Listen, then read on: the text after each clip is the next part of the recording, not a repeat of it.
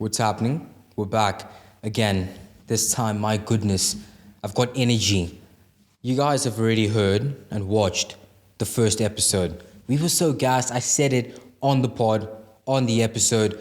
We were shooting at what? 11:30 p.m. Not a.m. p.m. We were gassed, but we're back. Mo and I, as you can see, different scenery, different venue. I'm feeling so lively, boys. I'm not tired. Can of Red Bull inside of me. Had some biltong. Oh gosh. What do we say? Yo, Mo, say something. And this time with some energy. I don't want Oaks talking about, nah, Mo sounds tired, he sounds gassed. Talk, bruv. Well, who told you I sound gassed? You sound gassed right now. More energy, bruv. Boy. Bro, I'm passive, bro. I'm passive. Aware. Nah, I feel you. Yo, listen, Oaks. As you could see with our production, we're serious. We mean business. We're not here, amateur shit. Listen, look around. Well, you can't look around. But look at my backdrop. Look at the lamp on my left, lamp on my right. We've got some vintage mixed with some greens, some grass. I'm feeling good. Honestly, this pod's going really well, boys. And as long as you gents are enjoying it, I take that as a win. I don't take that as a loss whatsoever. I'll say this every single episode. Share this to your nan. Share this to your grandpa, your mom, your sister, your brother. Let him hear what we have to say. You're now tuned in into the After Hours Dialogue. I'm your host, Nipo Pungula. Behind everything, the mics, cameras, whatever. Behind the scenes, my bro, man like Mo. That even rhymes. And yeah, I'd ask him to say something. He already did. He had low energy. Not going to give this shit a second chance. But we're back. Yeah, I'm feeling good. So, Mo, tell us, what do you feel about this new scenery right now? I mean, it was my idea, so it was, bro. I have excellent taste, as you know. But yeah, good backdrop. I like the industrial vintage feel. It's good, works. Quite impromptu, but now we did it. We did it, bro. No, that's good. And Oaks, if we're gonna keep it a bean, we got evicted from our last spot. Just keep if we're gonna, they told us hit the road, Jack, and don't come back. But we said, Blom, there was love there. Found a new place, tranquility. That's where we're at right now. We're just chilling. We're just vibing. You know what I mean? And we want you lot to vibe with us. Okay? We're not trying to have this pod be boring. First episode was about 30 minutes. Second episode was north of 40. It was a bit of, it wasn't too hectic. We weren't going too controversial. This episode, I don't know, we might go a bit controversial. It depends as to how I'm feeling, depending on how much energy I have. But I feel like I have enough energy because there's a lot of, dickheads out there chatting waste on my name. But am I vexed? Absolutely not. Because let's keep it a bean. I chat a lot of waste myself as well. Everybody could agree. Mo can agree. Am I a controversial person? I am. I'm going to be honest and controversial. But it's just who I am. And I think I'm a funny gen. If I'm going to be honest, I watch myself, listen to myself speak, and I'm dying. It's entertainment. I wake up each morning saying, yo, I'm trying to listen to my pod as if I'm not the one who made it. As if I'm not the one who is speaking. Oaks, I think I'm entertaining. And I do the shit because why? I love it. I won't lie. Chatting to you lot, having you lot listen to me speak. I hope I'm spitting bars. But yeah, man, I'm going to make sure, Mo and I are going to make sure that this pod goes super far. We're in South Africa. Content creation isn't as big as other places around the globe. But yo, we're trying to raise the bar here. We're trying to entertain you lots. We're trying to give you guys something to look forward to. Each Sunday, something to listen to and be excited about. You listen to and it gets you thinking, What's he going to say? What did he say? Yes, I said it was me. And I'm saying it with my chest. So Mo, you were going to say something. What are you going to say?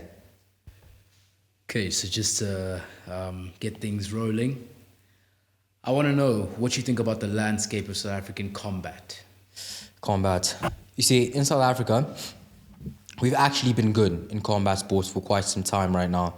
And when I say combat sports in general, both boxing and MMA. Right now, MMA, we know Dricus, big boy Dricus is He's shaking things up. He's champion, beat Israel Adesanya. Let's keep it a beat. We all thought he was gonna lose. Not me. I'm from CIT, so I'm Dricus all the way, ride or die. You know what I mean? But I mean, he's doing good for the country. I can't lie to you, and he seems like a decent gen. Not controversial, but as long as he's being him, that's all that matters. Personally, I appreciate authenticity. So regarding combat sports in South Africa, I think we're on the come up. If I'm being honest, I think I just get the feeling, not only because I'm involved, but I feel as though we're most certainly getting to a place that's quite high. So I'm feeling South African combat right now. What's it? So we have the MMA side, as I said. Dricus is UFC world champion. We even have other leagues in MMA. But listen, I'm a pugilist. I'm boxing. Let's keep it a bean. MMA wouldn't exist if boxing didn't exist. I'm not trying to offend anybody who's into MMA and whatnot. Listen, if you're in MMA, you have to understand you came from the balls of boxing. You're our sons. Let's be honest, gents. MMA, when you actually think of it, I'm not even trying to digress. MMA is just a regulated street fight. Oaks can do anything can happen, and you could say that's what makes it entertaining, and that would be quite a decent point. But boxing is more of a gentleman's sport. We're only using our fists. No one's gonna knee you, no one's gonna elbow you. Target is smaller, fighting for more rounds. Because if we actually were to calculate, in boxing, excluding intervals, you're fighting for what? 36 minutes, MMA is 25. Listen, I respect all fighters, especially MMA fighters. Those are warriors. I look at them like long lost relatives, like brothers.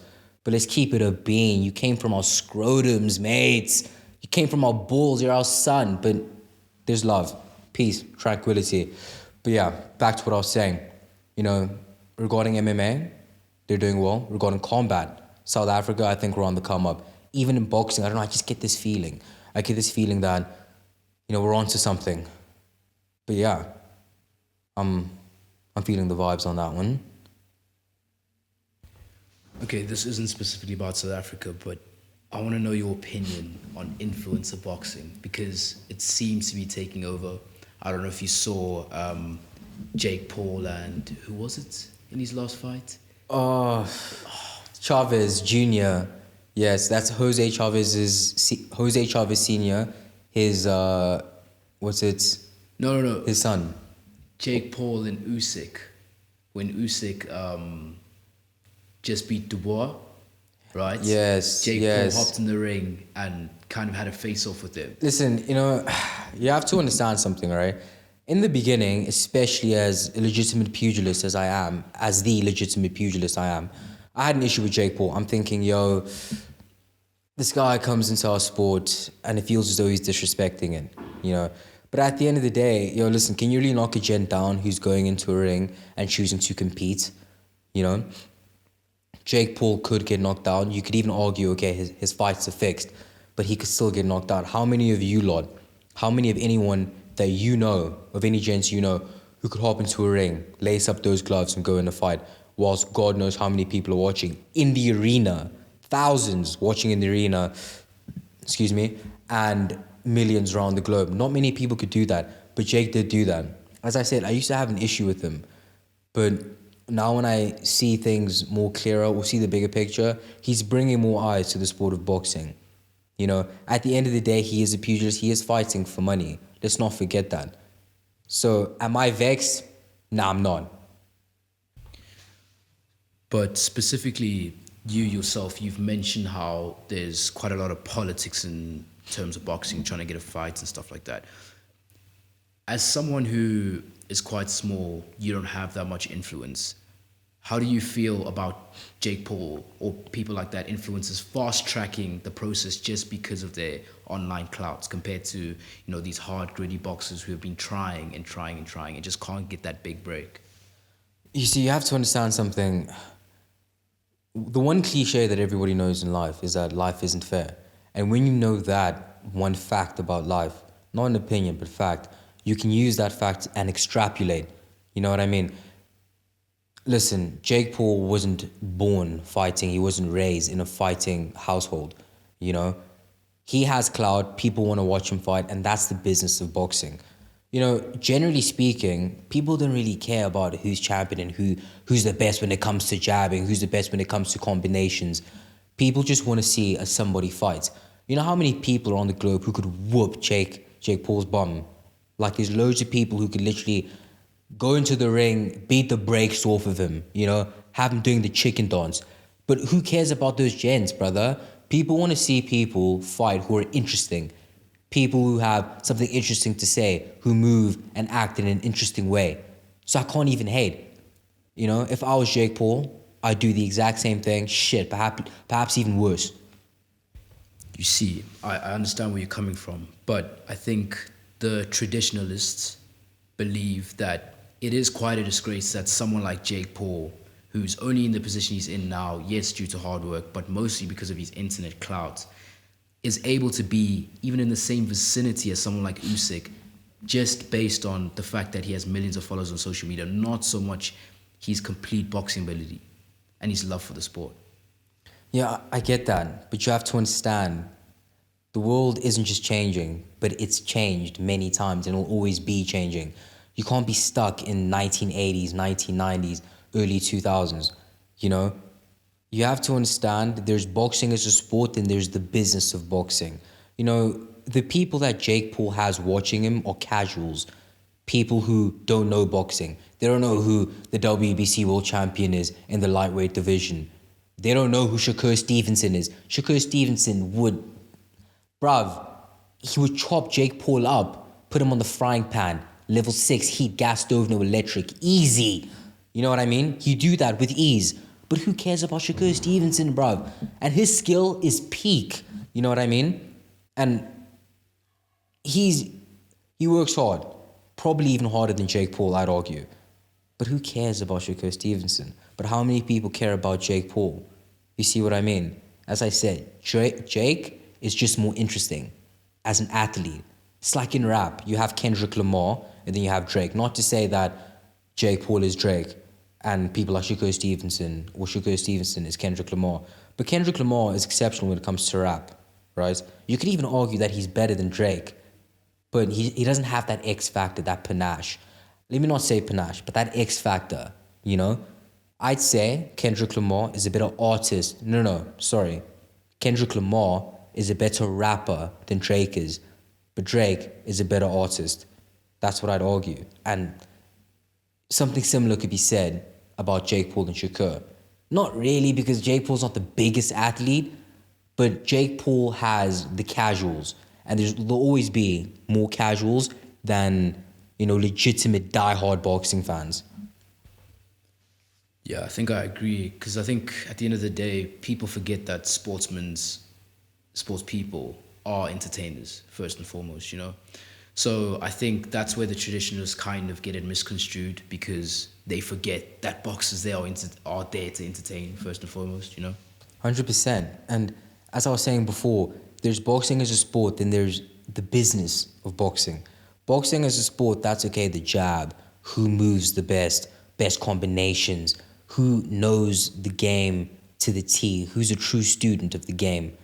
But then there's boxing as entertainment, and that is where the money is, And Jake Paul has that part dialed in.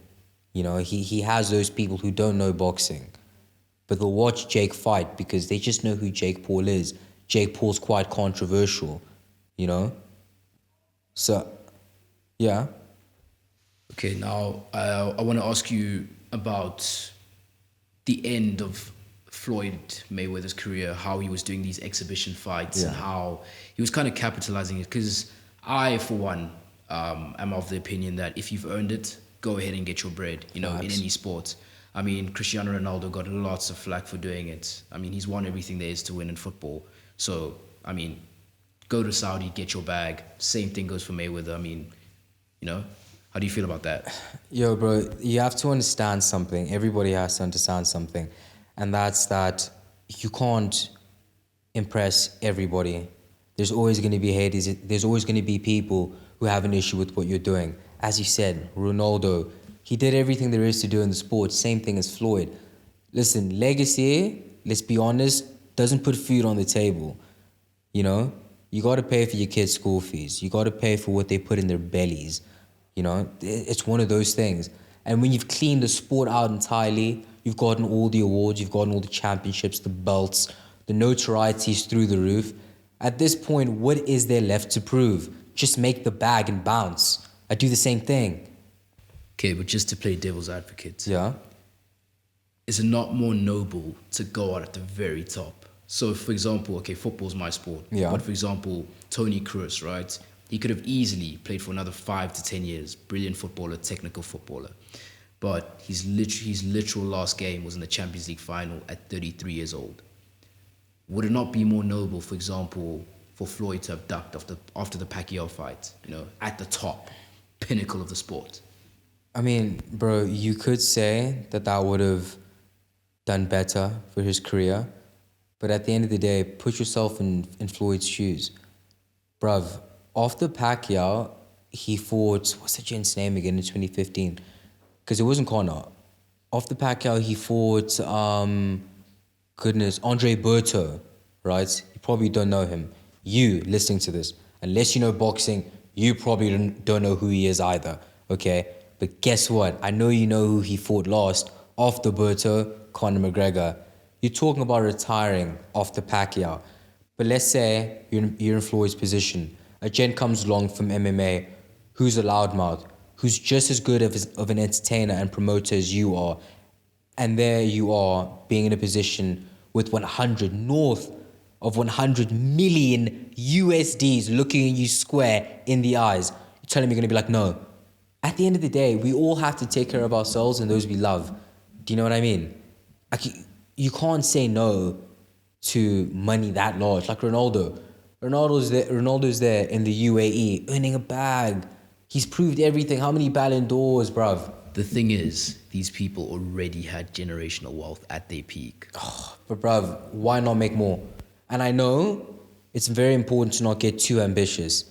But Oaks, how are you gonna have millions of USDs just looking at you in the eyes saying, take me? All you have to do is go to Saudi. Like, let's not be stupid, boys.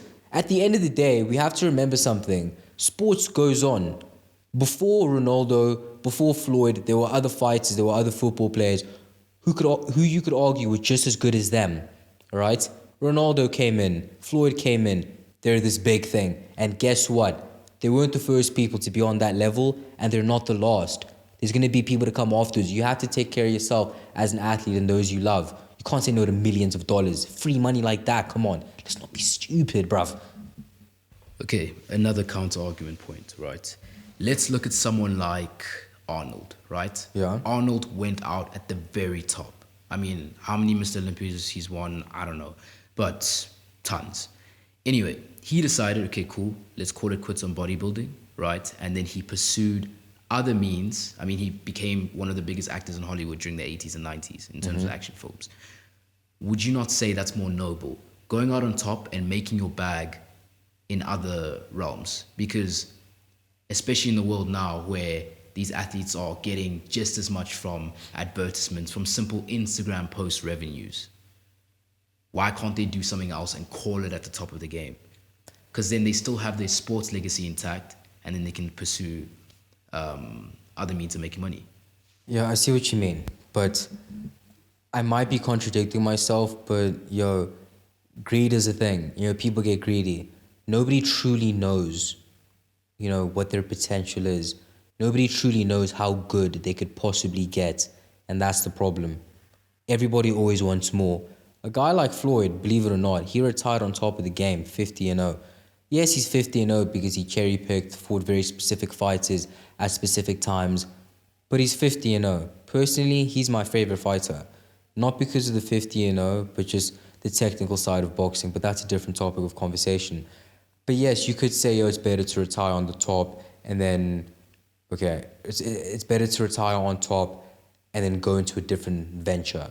Which you could argue these guys do. Ronaldo's not just in football. Floyd isn't just in boxing, you know? But if you have that much money staring at you in the face, to do the same thing that you've been doing for God knows how many years and not even at the highest efficiency, why wouldn't you take it, bruv?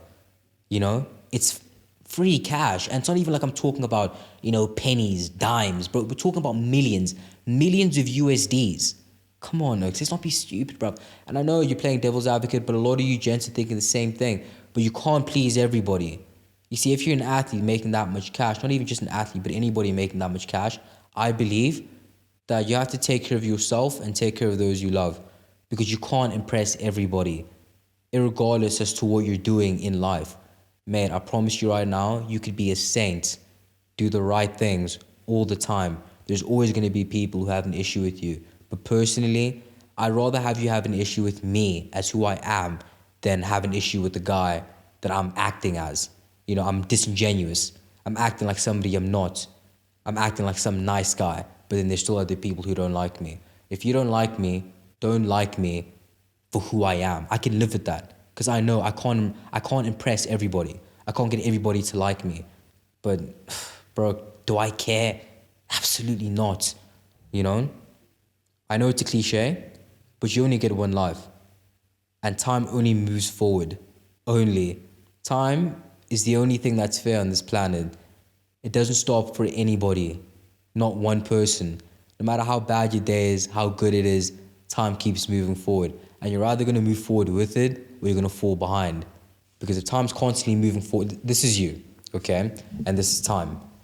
Let's say you're at the same spot. Time keeps moving forward. If you stay at the same place, you're actually moving back. If you really think about it. Just peep this. You're moving back. I think time's here, you're here, move forward with it. Even if time is going at an accelerated pace, you could still move forward with it because you're not going back. I hope that makes sense. But yeah, dude, take care of yourself and those you love. That's my philosophy. Okay, now, I know you mentioned that the SA scene specifically, because you only had one fight, you said that's mainly because the scene is riddled with politics. Who is, especially in your weight division, who are the Jake Pauls, the people that are getting fights that they genuinely don't deserve? And if you got that platform, you'd absolutely floor them. Yo, listen, gents, you have to understand something. A guy like me, the fact that it's now like end of July, August. I've only fought once this year, and that was in February, when I had that moron beat me. And he beat me fairly. I must put this out there. It's not like he was fighting unfair, fighting dirty, using dirty tactics. Gents, I lost that fight, and I wear it on my chest, because God knows I beat the brakes off of that nimwit. I'd wear it on my chest as well. Do you know what I mean? But I feel as though I'm being gatekept, Like, gents, how on earth have I only fought once when Oaks are hosting tournaments like every single month? I'm starving. I'm hungry. Yo, I've been ready. That fight that I lost, call it an excuse if you want. I was dehydrated. Mothers. I didn't make weight. And it was my fault. I didn't make weight. But that's why I lost. I killed myself trying to make that weight. I was completely dehydrated. It was unhealthy. But that's not my opponent's problem. And it's not his fault. And I'm going to put that out there.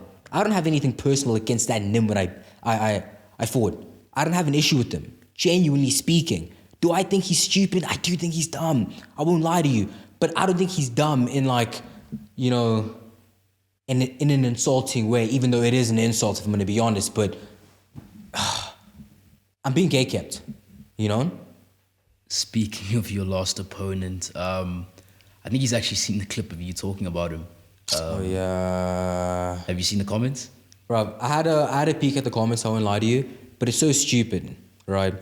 And this here proves to me as to how dumb he is. Actually, Yomo, read them out verbatim so we don't get things twisted.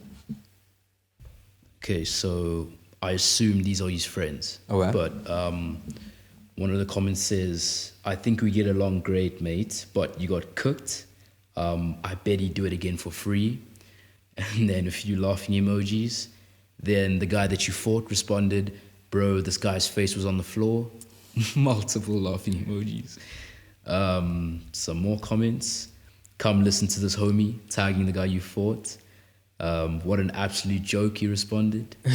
And then I think another one of his goons, you got put on your ass first round, ref saved you, laughing emoji. Listen, first let me speak about his mates. I don't have any issue with these gents, honestly. if anything, I think it's good that they're backing their boy. In fact, I actually know, I remember, bro, these same gents, they all go to the same gym, you know? And listen, I've got no problem. If anything, I respect the fact that they're backing their boy. You know, you guys are gym mates at the end of the day. So regarding his friends who are backing him, gents, you have your opinions. And like, I don't take anything you guys say personally. I understand as to why you're saying what you're saying, and I don't have an issue with it, you know? So regarding him putting my face on the canvas and whatnot, I know you're speaking in hyperbole, and I get it. But gents, like, I mean, if that's the best you could do in trash talk, I mean, you gotta up your game. Like, come on, Oaks. Listen, not even you, let me continue speaking about this gent's mates. Oaks, I don't have an issue with you. Genuinely. You gents can keep chatting as much waste as you want. Jen, you don't mind. He goes to the same gym as you. You should have his back. You should be saying that. Yo, if anything, you should be saying more. Like, yo, if it was my boys, genuinely, and some Jen I beat in a fight is chatting waste, if they are to say something in his comment section, which is stupid, by the way, I'd have him grill him. But everybody's different. You know what I mean? But gents, I've called this guy, now I'm speaking about the gent who beat me. I've called him an idiot many times, a nimbin, a bozo, a moron, a nincompoop. I've been calling this gent dumb. And I feel as though this year proves it. Gents, how on earth? Just think about it. Just use your brain. Oh my days. Listen, I'm a gent that you beat. How on earth are you going to come on my platform and chat waste? Think about it. You've now turned this into an actual thing. You know, before it was me just having a bit of banter, you know, a bit of trash talk, you know, saying this, saying that, you know, stirring the pot a little bit. But you actually replying on my comments, in my comment section, on my platform. You've turned this into a thing, you moron. It's like, bro, I caught you hook, line, and sinker.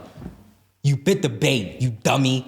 Like, bruv, you literally beat me.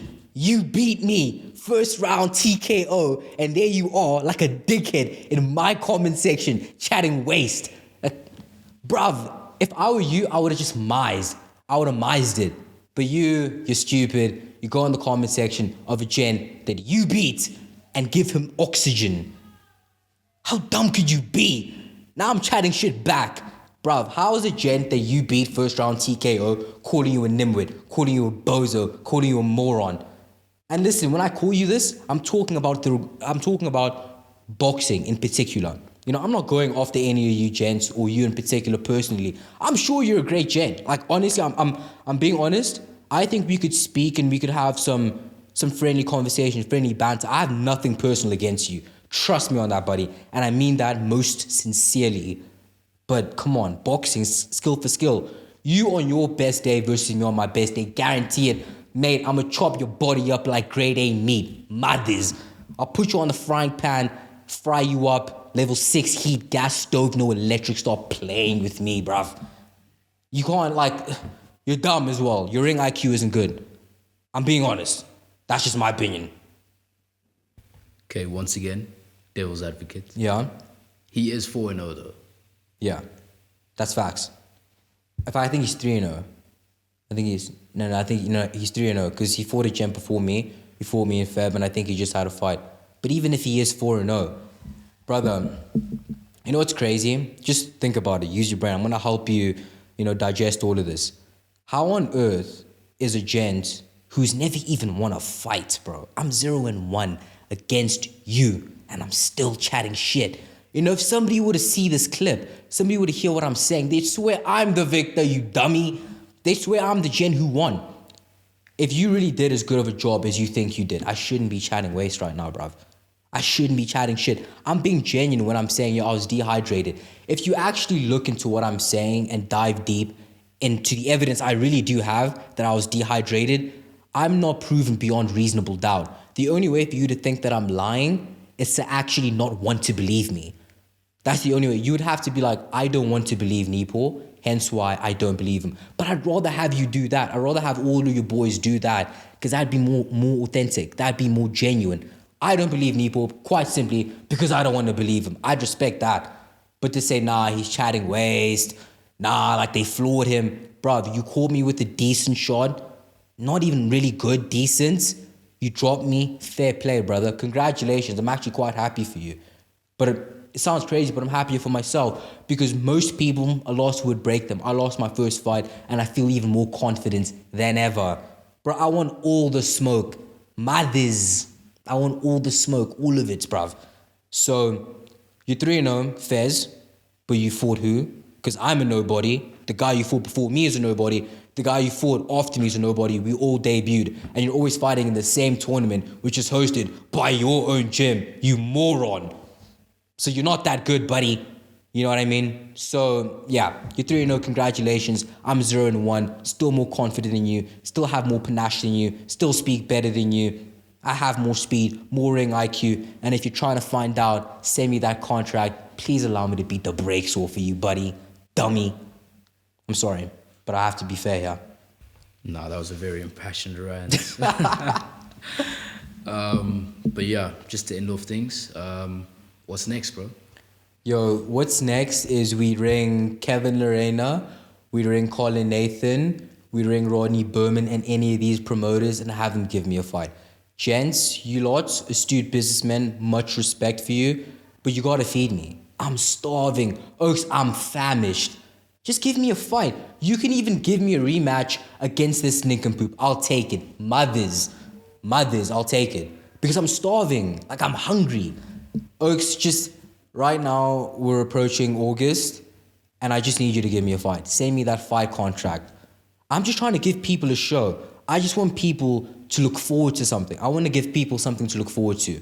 I want to entertain people. I want them to, even if they don't like me, I want them to feel something, you know? Every time they see me, they know, yo, Nepo is either going to do something crazy or say something crazy if he hasn't already.